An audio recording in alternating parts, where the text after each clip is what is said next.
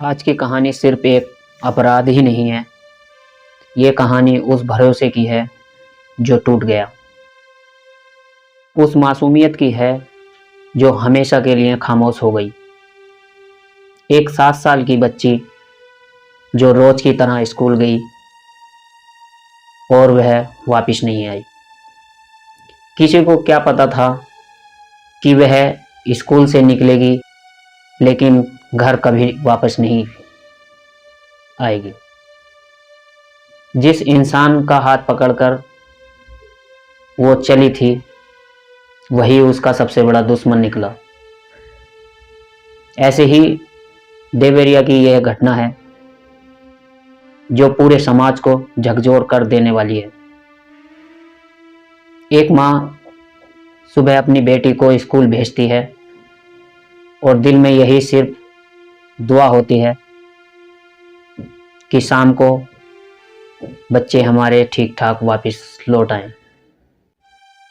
लेकिन देवरिया में इस माँ की जो है अधूरी दुआ रह गई और 7 साल की मासूम बच्ची कक्षा 1 की छात्र अपने ही रिश्तेदार के साथ गई और फिर उसकी जो है दुनिया वहीं ख़त्म हो गई।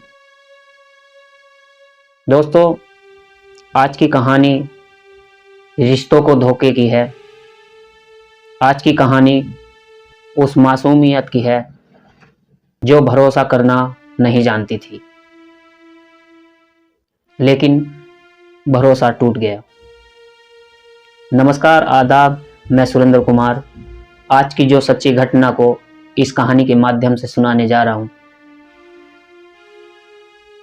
दोस्तों, आपसे छोटी सी रिक्वेस्ट है, अगर आपको सच्ची क्राइम कहानियां पसंद हैं तो अभी चैनल को सब्सक्राइब कीजिए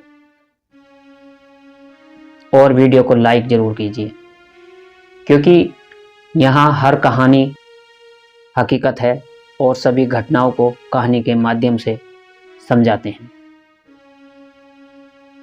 तो चलिए शुरू करते हैं इस कहानी को। वारदात उत्तर प्रदेश के देवरिया श्री रामपुर थाना क्षेत्र के एक गांव की है। यहाँ चाचा ने 7 साल की भतीजी की रेप के बाद हत्या कर दी। वो बच्ची को दुकान ले जाने के बहाने स्कूल से ले गया, वहाँ मासूम से दरिंदगी की और गला दबाकर उसकी हत्या कर दी और सब जो है तालाब में फेंक दिया।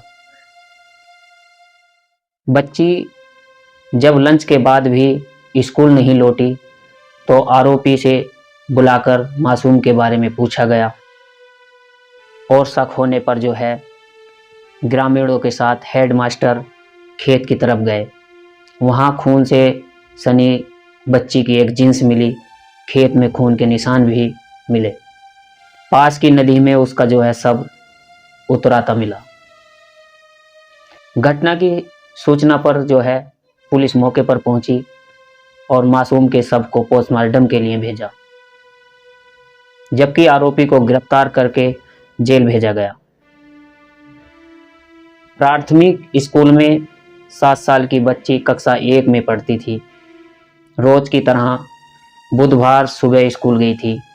करीब 10 बजे जो है बच्ची का चचेरा चाचा जो है विद्यासागर, जिसकी उम्र 35 साल, स्कूल पहुंचा और उसने स्कूल के स्टाफ से बच्ची को दुकान से ले जाकर शैम्पू दिलाने और वापस छोड़ने की बात कही और स्कूल से बच्ची को ले आता है और बच्ची उस पहचानती थी, जिसके चलते स्टाफ ने उसे उसके साथ भेज दिया। विद्यासागर बच्ची को साइकिल पर बैठाकर गांव की दुकान पर ले गया। वहां उसने तंबाकू खरीदा और बच्ची को लेकर खेत की तरफ चला गया। लंच के बाद बच्ची नहीं मिली तो खोजबीन शुरू हुई। मालूम किया, पता करने लगे। दोपहर करीब 12:30 बजे लंच के बाद भी जब बच्ची स्कूल नहीं गई तो हेड मास्टर ने राम बालक प्रसाद से स्टाफ से पूछताछ की। स्टाफ ने भी जो है बच्ची के वापस न आने की बात बताई। तो आनन फानन में जो है बच्ची के घर जाकर उसका पता लगाया गया। आखिर बच्ची कहाँ गायब है। हेडमास्टर राम बालक प्रसाद ने जो है बताया, लंच के बाद जो है बच्ची ने जो है दिखने पर और घर न पहुंचने पर जो है उसकी दादी और बाकी बच्चों से जानकारी ली। पूछताछ के बाद चाचा विद्यासागर को स्कूल पर बुलाया गया। वहां उससे पूछताछ की गई। उसने बताया कि बच्ची को जो है शैम्पू खरीद कर घर भेज दिया था, लेकिन जब दुकानदार से पूछा गया तो उसने बताया कि उसने शैम्पू नहीं खरीदा बल्कि तंबाकू खरीदी थी। बच्ची को लेकर खेत की तरफ गया था। यह सुनकर शक गहरा हो गया, क्योंकि खरीदा उसने तंबाकू थी। बच्ची का शव उतराता हुआ जो तालाब में दिखाई दिया। इसके बाद हेडमास्टर, स्कूल के टीचर और ग्रामीण के साथ मिलकर आरोपी विद्यासागर को जो है खेत की तरफ एक झरनी नदी के किनारे ले गए। वहां खेत पर बच्ची की खून से सनी एक जीन्स मिली, जिसकी परिजनों ने पहचान की।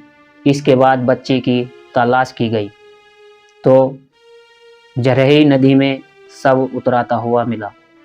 लोगों ने आरोपी को पकड़कर और पुलिस को सूचना दे दी। अब फिर मौके पर ही पुलिस पहुंचती है। भटपार रानी के सीओ अंशुमान और एसएसपी साउथ सुनील सिंह समेत कई थानों की फोर्स मौके पर पहुंची। आरोपी को हिरासत में लिया गया। गांव के लोगों ने आरोपी के एनकाउंटर की मांग कर सड़क पर जाम लगाया, प्रदर्शन किया। इसके बाद पुलिस अफसरों ने उन्हें समझाया। करीब 2 घंटे तक हंगामा चलता रहा। इसके बाद आरोपी को जल्द ही से जल्द सख्त सज़ा दिलाने की बात पर लोग मानने को जो है मृत बच्ची के भाई बहन में सबसे छोटी थी।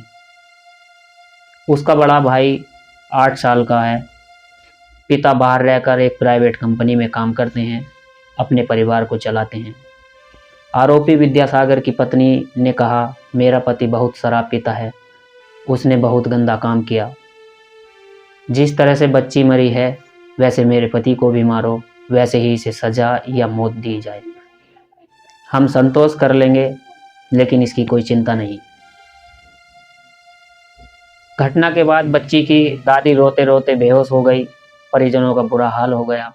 किसी तरह उन्हें खुद को संभाला और कहने लगी कि वह मर जाए, तभी लोग जी पाएंगे। जान का बदला जान चाहिए, वो बच्ची का चाचा। लगता है इसी भरोसे पर बच्ची उसके साथ चली गई थी, लेकिन अपने ही इस दर्द को दे गए। प्रभारी थाना अध्यक्ष विपिन यादव ने बताया कि परिजनों ने की शिकायत पर पुलिस ने रेप के बाद हत्या और पॉक्सो एक्ट में एक केस दर्ज कर लिया है। आरोपी को कोर्ट में पेश कर जेल भेजा जाएगा। दोस्तों, ये सिर्फ एक अपराध ही नहीं, ये हमारे समाज के लिए एक चेतावनी है। जब अपने ही रिश्ते में मासूम सुरक्षित नहीं है तो हमें सोचने की ज़रूरत है। आप इस घटना पर क्या सोचते हैं, कमेंट में ज़रूर लिखिए, और वीडियो पसंद आई हो तो लाइक करें। दोस्तों, ऐसी सच्ची घटनाएं, क्राइम अगर आपको पसंद हैं सुनना, तो चैनल को ज़रूर सब्सक्राइब कर लीजिए, ताकि आने वाली हर एक वीडियो आप तक पहुंचे। इस कहानी को सुनाने के उद्देश्य से किसी को परेशान करना नहीं है, किसी का दिल दुखाना नहीं है, बल्कि आप लोगों को जागरूक और सचेत और सुरक्षित रहना है। तो दोस्तों, मिलते हैं अगली नेक्स्ट कोई वीडियो के साथ। जय हिंद, जय भारत।